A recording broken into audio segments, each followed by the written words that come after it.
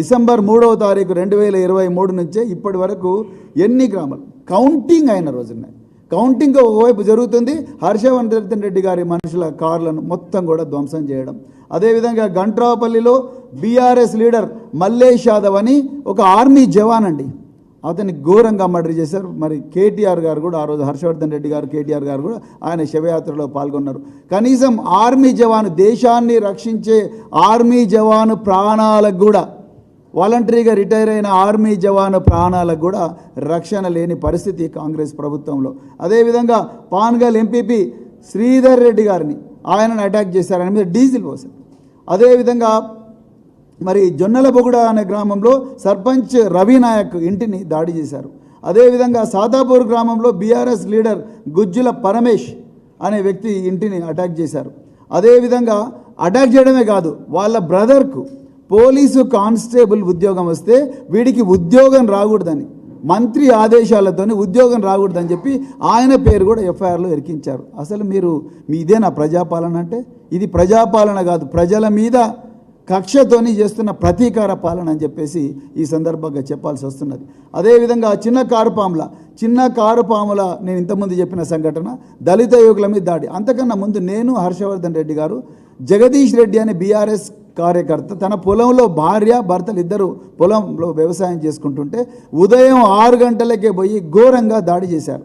అక్కడుండే మరి ఆలయ కమిటీ చైర్మన్, ఆయన అనుచరులు, జూపల్లి కృష్ణారావు గారి మనుషులు వాళ్ళ భార్యపై కూడా అటాక్ చేసిండ్రు. అటాక్ చేస్తే ఇంతవరకు ఆ కేసులో అరెస్ట్ కాలేదు. సాక్షాత్తు ఒక మాజీ శాసనసభ్యుడు, ఒక ఎంపీ క్యాండిడేటు, మేమందరం పోయి ఎస్పీ గారిని కలిసి ఇన్ రైటింగ్ రిప్రజెంటేషన్ ఇస్తే కూడా ఇంతవరకు వాళ్ళ అరెస్ట్ జరగలేదు. అంటే మరి ఎస్పీలు ఉన్నది ఎందుకు?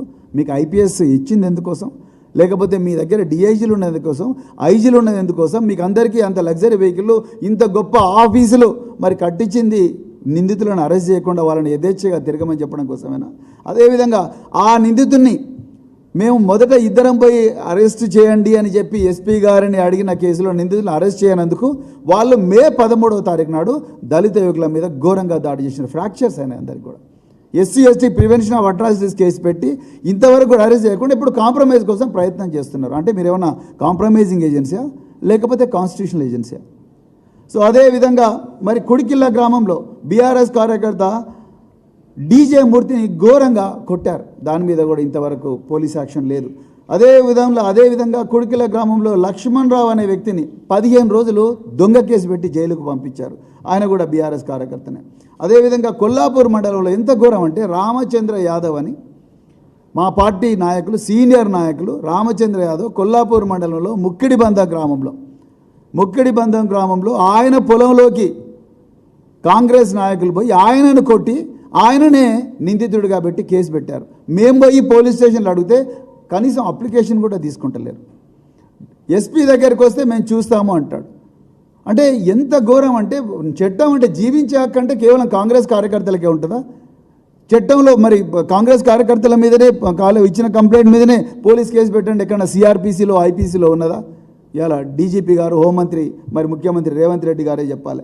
అదేవిధంగా మరి మనం ఎక్కడో బుల్డోజర్లతో ఇళ్లను గోలదోయడం అనేది ఎక్కడో యూపీలో బీజేపీ వాళ్ళు చేసిండ్రు, లేకపోతే మధ్యప్రదేశ్లో బీజేపీ వాళ్ళు చేసిండ్రు అనేది విన్నాం. కానీ అలా బుల్డోజర్ల సంస్కృతి తెలంగాణకు తీసుకొచ్చిన గొప్ప మంత్రి జూపల్లి కృష్ణారావు గారు కొల్లాపూర్ పట్టణంలో ఆయనకు పడలేదని, వాళ్ళకు ఓట్లు వేయలేదని చెప్పేసి ఒక చిన్న తగాదలో బుల్డోజర్ పెట్టి ఒక పాస్టర్ ఇల్లు గూలగొట్టిన నీచమైన సంస్కృతి ఇలా కాంగ్రెస్ మంత్రి జూపల్లి కృష్ణారావు గారికి ఉన్నది. అదేవిధంగా మరి సింగోటంలో చాలా ఘోరంగా భరత్ అని ఒక బీఆర్ఎస్ లీడర్ను ఘోరంగా కొట్టారు. కనీసం ఆయన ఇచ్చిన కంప్లైంట్ కూడా తీసుకోలేదు. అదేవిధంగా ఎస్ఐ 4 రోజులు కొట్టాడు. అదేవిధంగా చింతపల్లి, ఇదే కొల్లాపూర్ మండలంలో 9 కేసులు బీఆర్ఎస్ నాయకుల మీద పెట్టడం జరిగింది. ఇట్లా ఎక్కడ చూడు ఫేక్ కేసులు పెట్టిస్తున్నారు కృష్ణారావు గారు. పోలీసు వాళ్ళు ఒక్క దగ్గర కూడా మేము ఇచ్చిన కంప్లైంట్ అక్నాలెడ్జ్ చేయడం లేదు. అదేవిధంగా అక్నాలెడ్జ్ చేసిన కంప్లైంట్ ఎఫ్ఐఆర్ అయితే దాంట్లో నిందితులను అరెస్ట్ చేయడం లేదు. ఇంకా ఎంత ఘోరం అంటే నిందితుల మీదనేమో స్టేషన్ బెయిల్ వచ్చే కేసులు పెడుతున్నారు. ఈ గేమ్ మాకు తెలియదు అనుకుంటున్నారా? నేను 26 సంవత్సరాలు మరి ఐపీఎస్ ఆఫీసర్గా పనిచేసిన, ఏ విధంగా చట్టం అనేది పనిచేస్తుంది.